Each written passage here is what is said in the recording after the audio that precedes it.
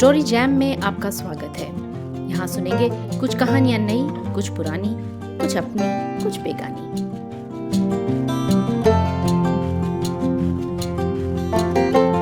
कुछ कहानियाँ सरल और सीधी होती हैं, ना प्लॉट की पेचीदगियाँ, ना पात्रों में जटिलता, लेकिन फिर भी उनमें कुछ ऐसा है जो मन को छू जाता है। ऐसा नहीं कि इनके पास कुछ कहने को नहीं, लेकिन अपनी बात ये कहानियां चिल्ला कर नहीं, कानों के पास आके हौले से कह जाती हैं। आप सुनने वाले बनिए, ये बरसों तक मन में गूंजेंगी। सुभद्रा कुमारी चौहान की ऐसी ही एक कहानी सुनते हैं, हींग वाला।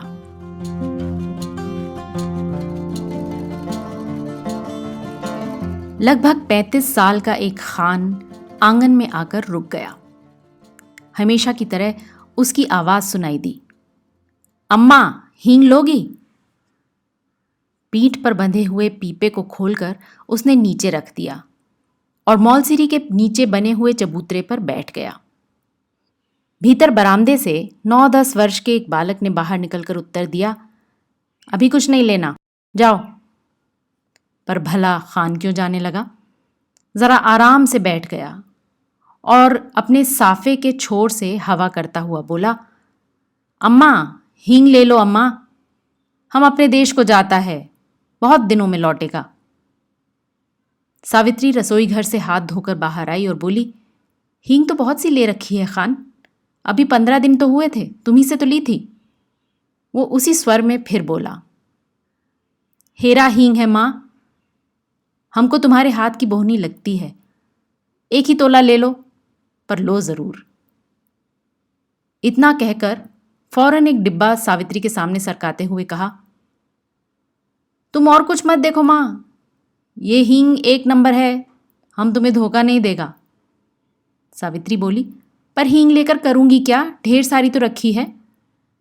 खान ने कहा, कुछ भी ले लो अम्मा, हम देने के लिए आया है, घर में पड़ी रहेगी, हम अपने देश को जाता है, खुदा जाने कब लौटेगा।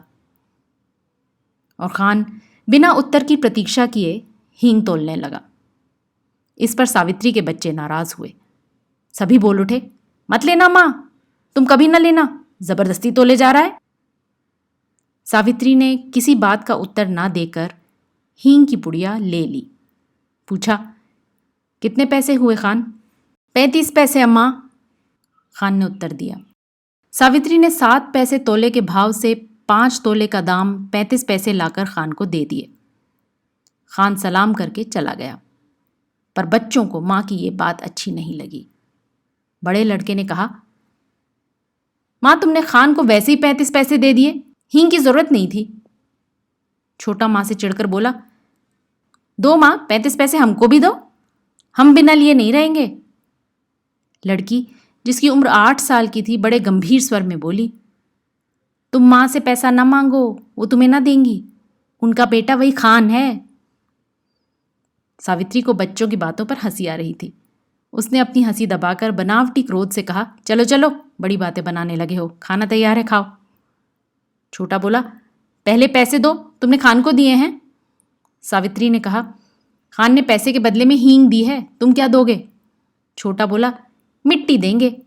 सावित्री हंस पड़ी, अच्छा चलो पहले खाना खा लो, मैं रुपया तोड़वाकर तीनों को पैसे दूंगी। खाना खाते खाते हिसाब लगाया, तीनों में बराबर पैसे कैसे बटे। छोटा कुछ पैसे कम लेने की बात पर बिगड़ पड़ा, कभी नहीं, मैं कम पैसे नहीं लूंगा। दोनों में मारपीट हो चुकी होती यदि मुन्नी थोड़े कम पैसे स्वयं लेना स्वीकार न कर लेती। कई महीने बीत गए, सावित्री की सब हींग खत्म हो गई। इस बीच होली आई। होली के अवसर पर शहर में मारपीट हो गई थी। सावित्री कभी कभी सोचती, हींग वाला खान तो नहीं मार डाला गया।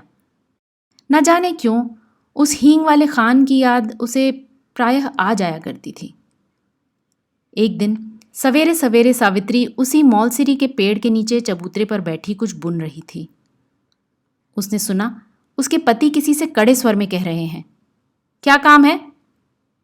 भीतर मत जाओ, यहां आओ। उत्तर मिला, हींग है, हेरा हींग। और खान तब तक आंगन में सावित्री के सामने पहुंच चुका था। खान को देखते ही सावित्री ने कहा, बहुत दिनों में आए खान, हींग तो कब की खत्म हो गई। खान बोला, अपने देश गया था अम्मा, परसों ही तो लौटा हूं।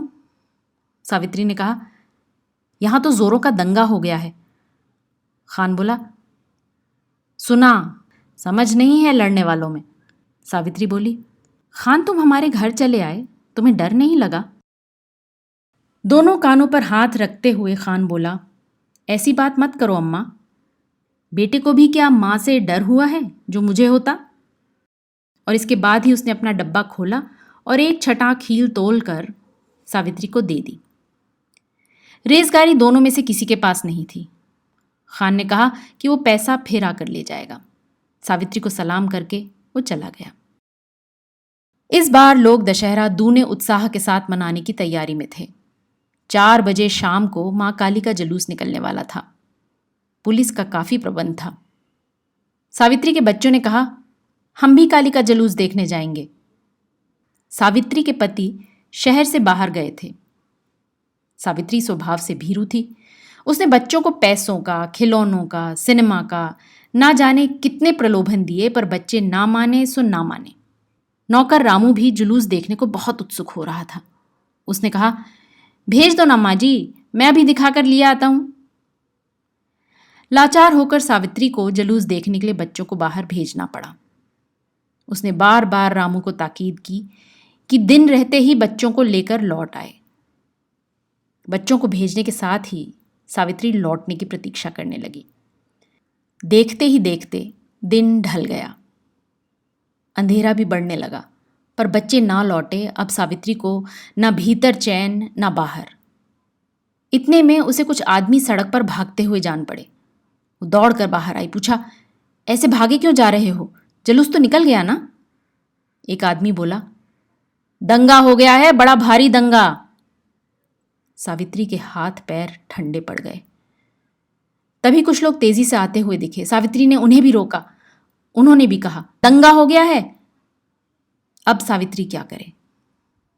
उन्हीं में से एक से कहा, भाई तुम मेरे बच्चों की खबर ला दो, 2 लड़के हैं 1 लड़की है, मैं तुम्हें मुंह मांगा इनाम दूंगी। एक देहाती ने जवाब दिया, क्या हम तुम्हारे बच्चों को पहचानते हैं माँ जी? ये कहकर वो चला गया। सावित्री सोचने लगी, सच तो है, इतनी भीड़ में भला कोई मेरे बच्चों को कैसे खोजेगा? पर अब वो भी करे तो क्या करे? उसे रह रह कर अपने पर क्रोध आ रहा था। आखिर उसने बच्चों को भेजा ही क्यों? वे तो बच्चे ठहरे, जिद तो करते ही, पर भेजना तो उसके हाथ की बात थी। सावित्री पागल सी हो गई। बच्चों की मंगल कामना के लिए उसने सभी देवी देवता मना डाले। शोरगुल बढ़कर शांत हो गया। रात के साथ साथ नीरवता बढ़ चली, पर उसके बच्चे लौट कर ना आए। सावित्री हताश हो गई और फूट फूट कर रोने लगी। उसी समय उसे वही चिर परिचित स्वर सुनाई पड़ा, अम्मा। सावित्री दौड़कर बाहर आई। उसने देखा उसके 3 बच्चे खान के साथ सकुशल लौट आए हैं। खान ने सावित्री को देखते ही कहा, वक्त अच्छा नहीं है अम्मा, बच्चों को ऐसी भीड़ भाड़ में बाहर ना भेजा करो। बच्चे दौड़कर मां से लिपट गए। आज की ये कहानी आपको कैसी लगी जरूर बताइएगा। आप यहाँ अपना कमेंट छोड़ सकते हैं या फिर मुझे ईमेल भी कर सकते हैं। मेरा ईमेल आईडी है contact@crispcreatives.com।